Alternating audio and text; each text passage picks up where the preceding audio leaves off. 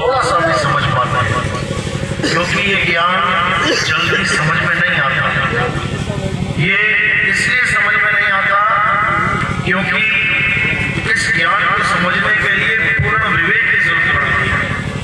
ये वो ज्ञान नहीं है कि किसी गुरु जी ने राम राम दिया तो राम राम रट लिया, किसी ने ओम नमः शिवाय दिया तो ओम नमः शिवाय जप लिया। ये वो ज्ञान नहीं है कि किसी ने कहा कि राधे राधे जपो तो राधे राधे जप लिया, अल्लाह अल्लाह कर दो अल्लाह अल्लाह कर दिया।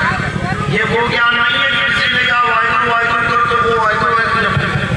ये वो ज्ञान नहीं है भाई, ये ज्ञान है सार ज्ञान, ये ज्ञान है सत्य ज्ञान, ये ज्ञान है आत्म ज्ञान। इस ज्ञान में अपने स्वरूप की जानकारी प्राप्त होती है। इस ज्ञान में कोई तंत्र मंत्र जंत्र विद्या नहीं होती। इस ज्ञान में इस दुनिया के जितने भी पाखंडवाद है सबका खात्मा होता है। इस ज्ञान में कुछ भी पाखंड जोड़ा नहीं जाता। तो आज इस मूल ज्ञान को समझना है, इस आत्म ज्ञान को समझना है, इस पूरे विश्व में आखिर सत्य क्या है उसको जानना है। और जो सत्य को जान जाता है, समझ जाना, उसका कल्याण हो जाता है। और जो सत्य को नहीं जान पाता वो बर्बाद हो जाता है। तो क्या है सत्य, क्या है असत्य, अच्छे से समझना है। तो आज का सत्संग शुरू करने से पहले परमात्मा के नाम में जयकारा लगाएंगे और फिर सत्संग शुरू करेंगे। बोलिए परमपिता परमात्मा की जय, सतगुरुबंदी छोड़ कबीर साहिब की जय, सभी संतों की जय, सतगुरु मदनपति साहिब की जय, दीवान जवाहरपति साहिब की जय, सतगुरु बरागपति साहिब की जय, मीनापुर धाम की जय, सभी संतों की जय, आए हुए भक्तों की जय, उनके माता पिता की जय, इस गांव नगर बस्ती जयकार लगाओ। आज के आनंद की सकल हंस को बंद गुरु जी के नाम में जयकार लगाओ। गुरु जी के नाम साहिब बंदगी। बोलो। तो कबीर साहब समझाते हैं कि सतगुरु ऐसा चाहिए जैसा सूप सुहाए और सार सार तो गही रहे, थोथा दे उड़ाए। यानी सतगुरु वो होता है जो हमें सार का ज्ञान दे दे, हमें सार शब्द का ज्ञान दे दे, हमें सार नाम का ज्ञान दे दे। और सार क्या है? सार हमारी आत्मा है। इस आत्मा के अलावा कुछ भी सार नहीं है। इस आत्मा के अलावा हर चीज नाशवान है। ये धरती, ये आसमान, ये सूरज चांद सितारे, ये सारे मकान दुकान, ये खेत खलिहान, तुम मैं, ये जितने शरीर दिखाई दे रहे हैं, ये सब नाशवान है, सब नाशवान है। तो क्या करना है? इन नाशवान शरीरों से हटके, इस नाशवान संसार से हटके, इन नाशवान पदार्थों से हटके, इन नाशवान तत्वों से हटके किसको जानना है? अपनी आत्मा को जानना है। जीव को नहीं, आत्मा को। जीव तो जानेगा, जीव तो खोज करेगा किसकी? अपने आत्म स्वरूप की। क्यों? क्योंकि अभी जीव अपने आत्म स्वरूप को भूला बैठा है। ये अपने आप को शरीर मान बैठा है और अपने आत्म स्वरूप को भूल चुका है। अब गुरु क्या करेगा? गुरु सार सार तो गही रहे, थोथा दे उड़ाए। गुरु इसको सार ज्ञान दे देगा, इसके आत्म स्वरूप का ज्ञान दे देगा। और ये थोथा यानी काया माया, ये खाल बाल, ये हाथ पैर, ये 10 इंद्रियां, ये 3 गुण, 5 तत्व, 25 प्रकृति, इस सबसे किनारे करवा देगा। क्योंकि हर चीज नाशवान है, हर चीज बदल रही है, हर चीज जितना भी देखोगे जन्म रही है और मर रही है। पूरे संसार में कहीं भी नजर घुमा लो, केवल आत्मा है जो अजन्मा है, नित्य है, शाश्वत है, पुरातन है। ये आत्मा ही सत्य सनातन है। लेकिन इस आत्मा का ज्ञान देने वाला कोई बिरला होता है। इसीलिए गीता में समझाया है, अर्जुन अगर तुम सत्य का ज्ञान प्राप्त करना चाहते हो, अगर तुम आत्मा का ज्ञान प्राप्त करना चाहते हो तो क्या करो? ऐसे तत्वदर्शी संत की शरण में जाओ जिसने आत्मा को जान लिया है। जिसने अपनी आत्मा को जान लिया है, अपने आत्म स्वरूप को जान लिया है, वही तुम्हें तुम्हारे स्वरूप का ज्ञान करवा सकता है, अन्यथा कोई तुम्हें ज्ञान नहीं करवा सकता। तो क्या करना है? अब अपने आत्म स्वरूप को जानना है। उसके लिए क्या करना पड़ेगा? उसके लिए हमें आत्मज्ञानी गुरु धारण करना पड़ेगा। तो आत्मज्ञानी गुरु क्या करेगा? आत्मज्ञानी गुरु तुम्हारे सारे मंत्र, जंतर, तंत्र, पूजा पाठ, हवन, यज्ञ, ये गंगा स्नान, जमुना स्नान, ये पर्वतों के चक्कर लगाना, परिक्रमा करना, ये सब छुड़वा देगा। और क्या कर देगा? तुम्हें आत्मा का दुर्लभ ज्ञान समझा देगा। उसके बाद तुम्हें कहीं जाने की जरूरत नहीं, कहीं नहाने की जरूरत नहीं कि तुम कहीं नदियों में नहाने जा रहे हो। घर में नहाओ अपना आराम से और अपना भक्ति करो। तुम्हें किसी मंदिर, मस्जिद, गुरुद्वारे, चर्च में जाने की जरूरत नहीं। क्यों? क्योंकि तुम्हारा परमात्मा तुम्हारी आत्मा में विराजमान है और गुरु ने तुम्हें आत्मा का ज्ञान दे दिया। दूध तुम्हारे घर में पड़ा है, कितना? 10 लीटर, और घी तुम बाहर ढूंढने जाओ, यह ज्ञानता है। तिल की बोरी भर के तुम्हारे घर में पड़ी है और तिल का तेल ढूंढने तुम बाहर जाओ, अज्ञानता है। अरे ज्यों तिल माही तेल है और ज्यों जगमग में आग, तेरा साईं तुझ में है, जाग सके तो जाग। यानी तेरा साईं, तेरा परमात्मा तेरे अंदर, तेरे घट में विराजमान है, लेकिन तुझे उसकी जानकारी नहीं है। इसलिए उस हिरण की तरह भटकता फिर रहा है जिसकी नाभि में कस्तूरी है। कस्तूरी कुंडल बसे और मृग ढूंढे वनमाही, ऐसे रमता राम है ये दुनिया जाने नहीं। उस रमता राम को ये दुनिया नहीं जान सकती। क्यों? क्योंकि दुनिया उसको मानती है जो दिखता है। दुनिया पत्थर पूज रही है क्योंकि पत्थर दिखता है। दुनिया मंदिर में जा रही है क्योंकि मंदिर दिखता है। दुनिया पूजा पाठ कर रही है, पूजा पाठ दिखता है। दुनिया हवन यज्ञ कर रही है, हवन यज्ञ दिखता है। दुनिया हर उस चीज को मानती है जो दिखती है, लेकिन आत्मा नहीं दिखती। इसलिए आत्मा को कितने लोग मानते तक नहीं है, कहते आत्मा वात्मा कुछ नहीं होती है। अरे बिना आत्मा के ये शरीर चल ही नहीं सकता, बिना आत्मा के ये शरीर हिल भी नहीं सकता। एक मुर्दा और एक जिंदा, इसमें क्या फर्क है? आत्मा का ही फर्क है। जिसमें आत्मा है वो चल रहा है, जिसमें आत्मा नहीं है पड़ा हुआ है, मर गया। एक जला हुआ बल्ब और एक बुझा हुआ बल्ब, क्या फर्क है? बुझे हुए बल्ब में करंट नहीं है और जला हुआ बल्ब जल रहा है करंट की वजह से। एक चलता हुआ पंखा और एक रुका हुआ पंखा, क्या फर्क है? रुका हुआ पंखे में करंट नहीं है और चलने वाले पंखे में करंट है। अब कहो करंट दिखाई नहीं दे रहा, दिखता नहीं है। तो दिखता नहीं है तो क्या होता नहीं है? तार हाथ में लगा के देख ले, करंट की तार को जीभ में लगा के देख ले, दिखता नहीं है तो होता भी नहीं है। ऐसे मूर्ख बने हुए हैं ये दुनिया के लोग। बिना आत्म तत्व के ये नाशवान तत्व, ये जीवित भी नहीं दिखाई दे सकता। ये तुम और हम दिखाई दे रहे हैं जीवित शरीर केवल और केवल आत्म तत्व की वजह से। और आत्म तत्व ना हो ये लाश बना पड़ा रहेगा, सड़ जाएगा, गल जाएगा। इसलिए क्या समझाया? सतगुरु ऐसा चाहिए जैसा सुहाए, सार सार तो गही रहे, उठा दे उड़ाए। सार का मतलब क्या है? सार का मतलब आत्मा है। और असार क्या है? असार का मतलब काया है, शरीर है। शरीर से उत्पन्न होने वाले नाम है। ये सारे नाम कहां से उत्पन्न हो रहे हैं? शरीर से।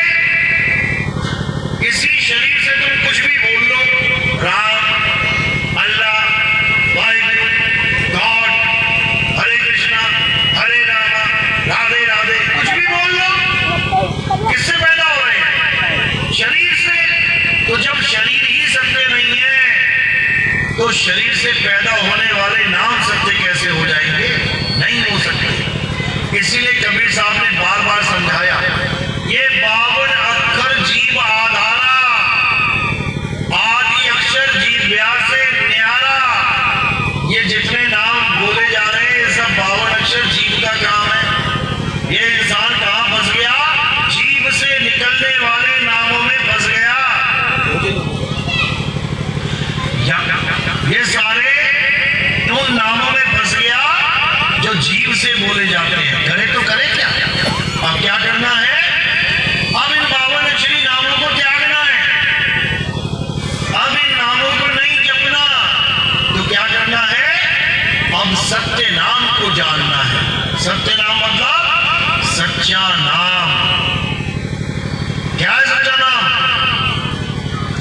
साहब समझा रहे हैं कि सतनाम क्या है? सत्य नाम है सार,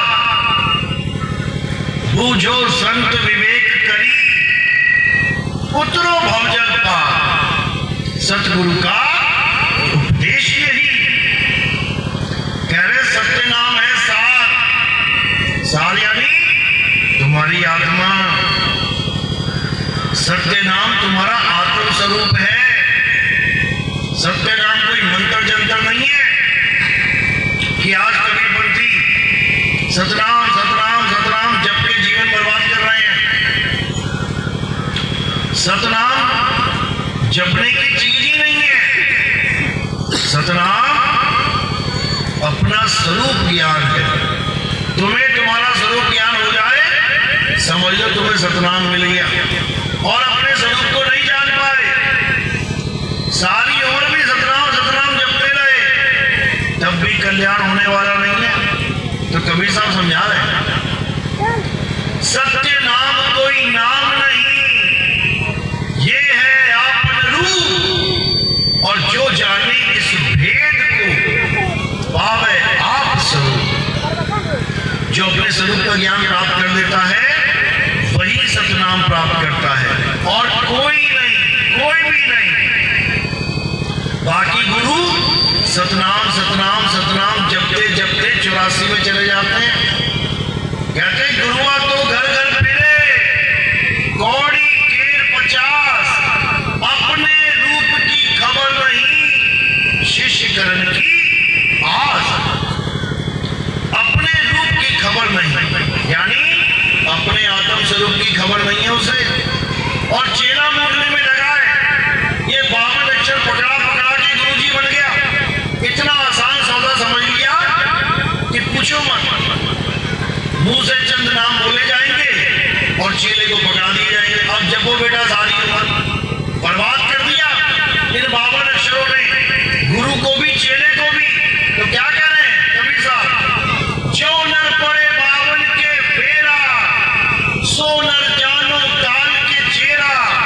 जब 52 का टूटे डोरा, सहजे छूटे काल झकोरा।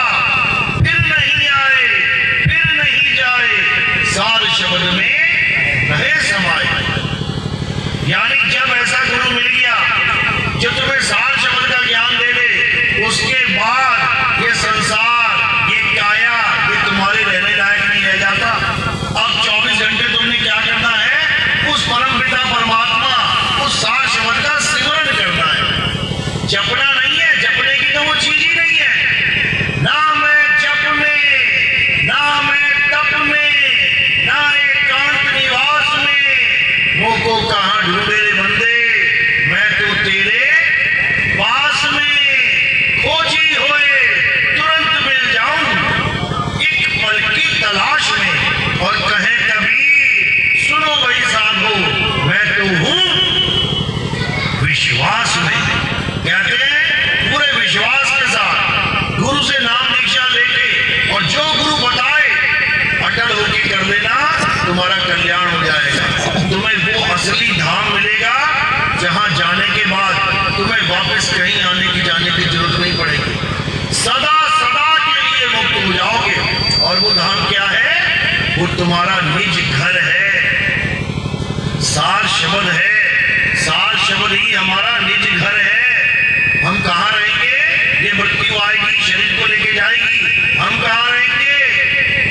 हम सार शब्द में रहेंगे। सार शब्द कोई मंत्र नहीं है, सार शब्द हमारा स्वरूप है। हम अपने स्वरूप में रहेंगे। अभी कहाँ रहते हैं? इस नकली स्वरूप में।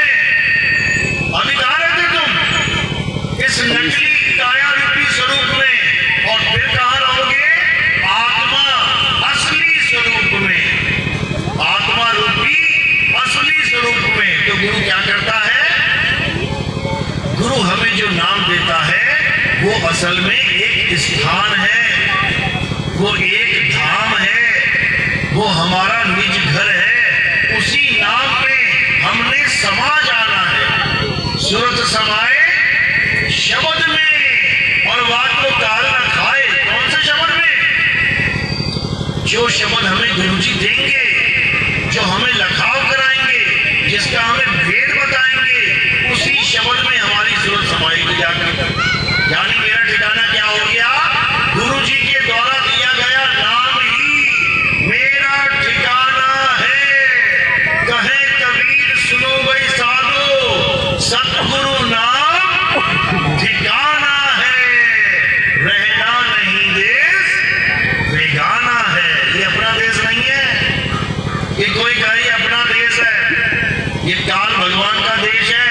यहाँ पल पल मौत का तांडव होता है, यहाँ पल पल लोगों की मौत होती है, यहाँ पल पल त्राहिमाम होता है।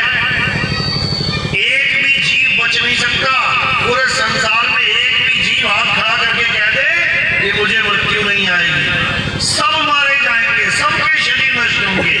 एक भी ऐसा शरीर नहीं है जो नष्ट ना हो। ऐसा महा मृत्यु का तांडव होगा यहाँ पे। लेकिन अगर आपको अपने स्वरूप का ज्ञान हो जाए, अगर तुम्हें पता लग जाए कि मैं अविनाशी आत्मा हूं, तो मेरे भाई किसी भाई के लाल में ताकत नहीं कि तुम्हें मार सकते। कबीर साहब कहते हैं हमना मरिब संसारा, हमको मिला जियावन हारा। यानी मुझे वो जियावन हारा मिल गया, मुझे वो आत्म स्वरूप मिल गया कि अब काल चाहकर भी नहीं मार सकता मुझे। लेकिन ये तब होगा जब तुम्हारे जीवन में वेदी सतगुरु आएगा। समझो, बिना वेदी सतगुरु के तुम्हारा कल्याण नहीं हो सकता, चाहे कितना ही जोर लगा लो। तुम सारी उम्र मंत्र जपते रह जाओ, तुम सारी उम्र हवन पूजा पाठ करते रह जाना, तुम सारी उम्र नमाजें पढ़ते रह जाना, चर्च जाते रह जाना, गुरुद्वारे जाते रह जाना, वाहिगुरु वाहिगुरु जपते रह जाना, फिर भी तुम्हारी गति नहीं हो सकती। क्यों नहीं हो सकती? क्योंकि जो आत्मा को नहीं जान पाते वो 84 लाख में चले जाते हैं, वो 84 लाख में भटकते हैं जाके, उनकी कभी गति नहीं हो पाती। अरे जड़ व्रत जैसे बड़े बड़े महात्मा जो सारी उम्र पूजा पाठ हवन यज्ञ करते रहे, सारी उम्र राम राम ओम नमः शिवाय जपते रहे, सारी उम्र भगवानों के अरदास करते रहे, भगवानों ने दर्शन तक दे डाले उनको, फिर भी अंत समय में क्या हुआ? उनकी सुरताएं हिरण के बच्चे में अटक गई। छोटा सा बच्चा पाल लिया हिरण का, जैसे कि जंगल है, कोई हिरण का बच्चा आ जाए, अब महात्मा उस हिरण के बच्चे से प्रेम कर बैठे। अच्छी बात है, प्रेम करना बुरा थोड़ी नहीं है, उसको पाल ले, अच्छी बात है, पालना बुरा थोड़ी नहीं है। लेकिन हर समय उसको याद करने लग जाए तो ये बहुत गलत है। इससे क्या होगा? इससे हर समय उसकी सुरता में वो हिरण का बच्चा समा जाएगा। तो क्या हुआ? उसकी सुरता में हिरण का बच्चा समा गया। अब जब अंत समय आया, लगा नाम जपने, अब नाम कहाँ जपेगा? और सूरत तो हिरण के बच्चे में। अब वो सोच रहा है कि इस बच्चे को कोई मार ना दे, इस बच्चे को कोई खा ना जाए, इस बच्चे को भोजन कैसे मिलेगा। ये सोचते सोचते सोचते प्राण त्याग दिए। तो क्या हुआ? वापस हिरण के बच्चे में ही आ गया। हिरण के बच्चे का जन्म लेके आना पड़ा और फिर शेरों के आगे भागता फिर रहा है। कौन? वो दिव्य महात्मा, वो ऋषि मुनि। ऐसी दुर्गति हो जाती है अगर अंत समय तुम्हारी सूरत गलत जगह लग जाए तो। अब सोचो तुम्हारी कहाँ लगेगी? ये राम राम अल्लाह अल्लाह वाहिगुरु वाहिगुरु भूल जाओगे सब। जब मौत आएगी कांप रहे होगे, हालत खराब होगी, कोई नाम वाम कोई काम नहीं आने वाला, केवल सूरत का खेल चलेगा। फिर सूरत कहाँ जा रही है? बड़े बड़े काले काले राक्षस दिखाई देंगे मरते हुए, लोगों को कहोगे लेने आ गया मुझे बचाओ, तो सूरत कहाँ जाएगी? हालत खराब हो जाएगी। लेकिन अगर तुम्हारे पास आत्मा का ज्ञान है तो क्या होगा? ये तुम्हें दिखाई भी नहीं देंगे। सूरत को आत्मदेव अपने आप खींच लेगा। और कैसे खींचेगा? लोह चुंबक की प्रीत ज्यों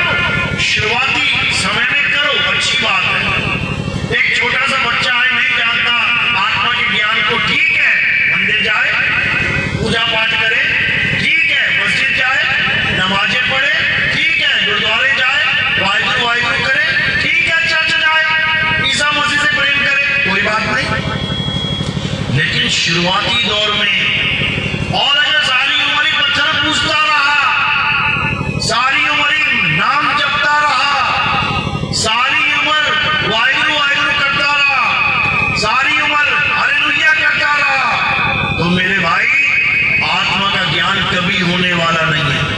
आज 100-100 साल के बूढ़े बाबा जिनकी टांगे कब्र में पड़ी हैं, यानी मरने वाले हैं, उनसे पूछो जाके, बाबा क्या तुमने आत्मा को जान लिया? क्या बोलेगा बाबा? नहीं भैया, आत्मा को तो नहीं जान पाए। सारी उम्र आत्मा के साथ रह के भी आत्मा को नहीं जान पाया। बताओ कितनी देर के लिए छोड़ती है तुम्हें आत्मा? 24 घंटे तुम्हारे साथ है, 24 घंटे। 1 मिनट भी अगर तुम्हारे शरीर को छोड़ दे, यही गिर जाओगे नीचे।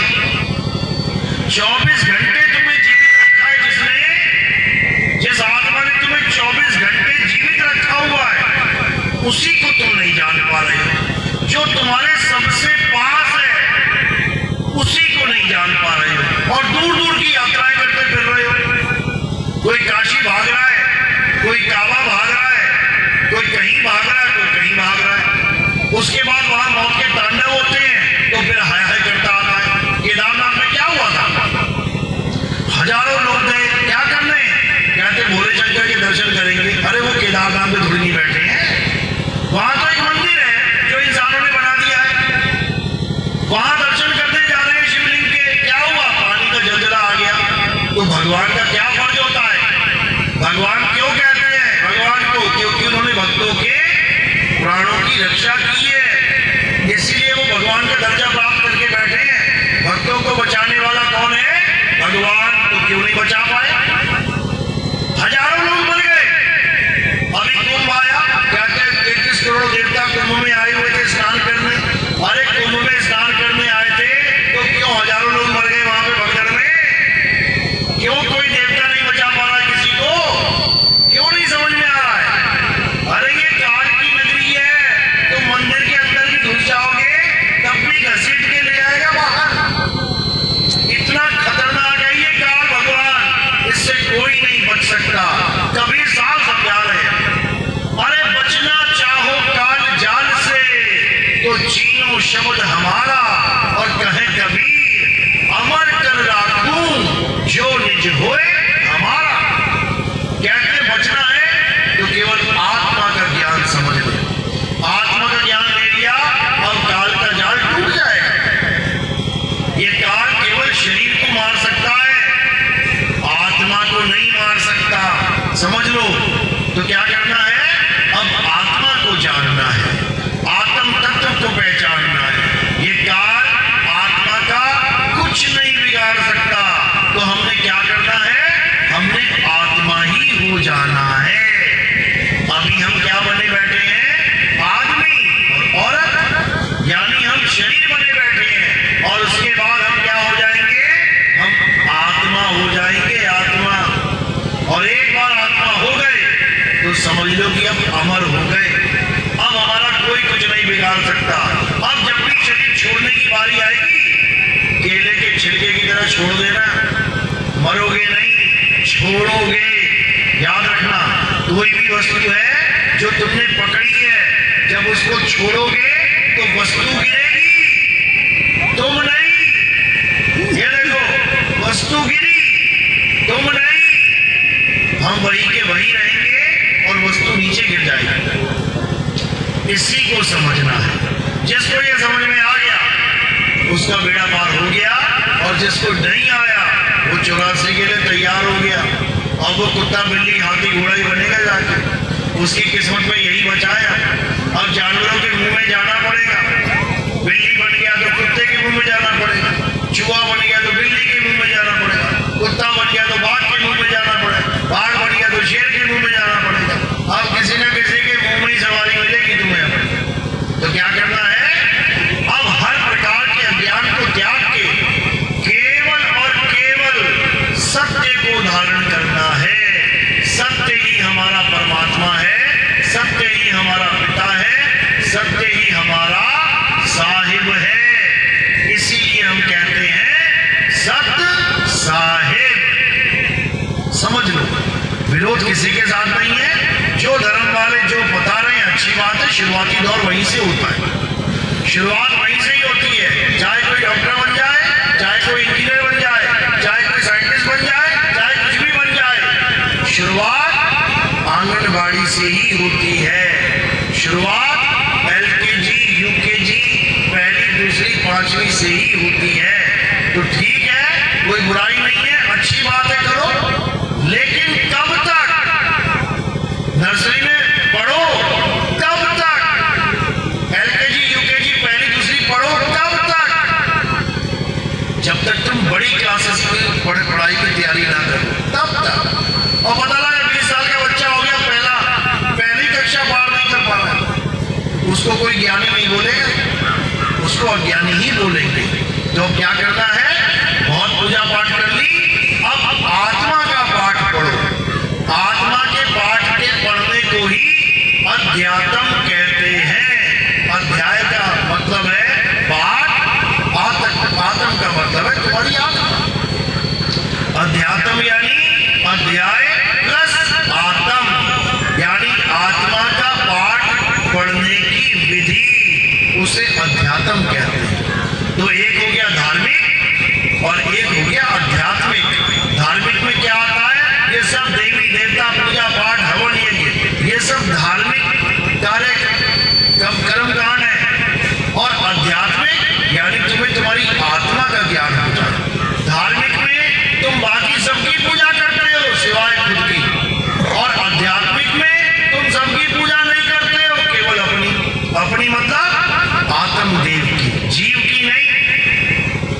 जीव और आत्मा में जमीन आसमान का अंतर है। जीव काया में विराजमान है, जीव बंधन में है, और आत्मदेव यानी परमात्मा काया से परे है, निर्बंध है, वो काया में नहीं रहता। काया में कौन रहता है? काया में जीव रहता है।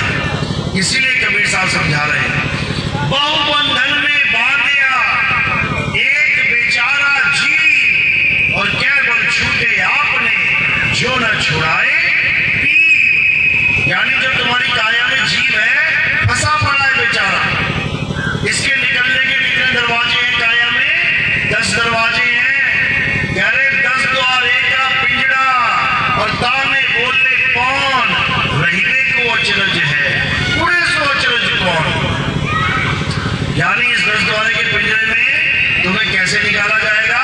या तो तुम आंखों से निकलोगे, या कान से निकलोगे, या नाक से निकलोगे, या मुंह से निकलोगे, या लिंग और गुदा से निकलोगे। रास्ता यही खुला हुआ है 9 द्वारों का। अगर तुम्हें कोई ब्रह्म ज्ञानी गुरु मिल गया, कोई प्राण योगी मिल गया, ज्यादा से ज्यादा क्या हो जाएगा? 10वें द्वार से निकल जाओगे। फिर भी मुक्ति नहीं मिलेगी, फिर भी मुक्ति नहीं है। क्यों? क्योंकि 10वें द्वार से निकलने पर भी मुक्ति नहीं मिलती। मुक्ति कब मिलती है? 11वें द्वार में समाने से मुक्ति मिलती है। क्योंकि 10 द्वार तो काया के हैं, और जो 11वां द्वार है वो शब्द का द्वार है। शब्द द्वार कहते हैं उसे। कहते हैं शब्द बिना सुरत आंधरी, कहो कहां को जाए, और द्वार न पावे शब्द का, फिर भटका खाए। 10 द्वार से निकलने के बाद भी अगर तुम्हें यही नहीं पता कि समाना कहां है, तो तुम्हारी गति होने वाली नहीं है, दुर्गति ही होगी। तो क्या करना है? अब जानना है कि हमने कहां जाना है। अरे आए हो तुम कहां से, जाना तुम्हें कहां है, इतना बस विचार लो, हो गया भजन, मन की तरंग मार लो, हो गया भजन, आदत बुरी सुधार लो, हो गया भजन। कोई नाम जपने की जरूरत नहीं है भाई, अपने स्वरूप की साधना करो, शब्द स्वरूप की साधना करो। संतो शब्द साधना कीजिए, जौन शब्द से राम प्रकट भये। यानी जिस आत्मा की वजह से तूने बोला राम, तूने बोला अल्लाह, तूने बोला वाहिगुरु, तूने बोला गॉड, जिस आत्मा की वजह से तमाम नाम तू बोल रहा है, उन नाम को छोड़ और आत्मा को पकड़। उस आत्मा की वजह से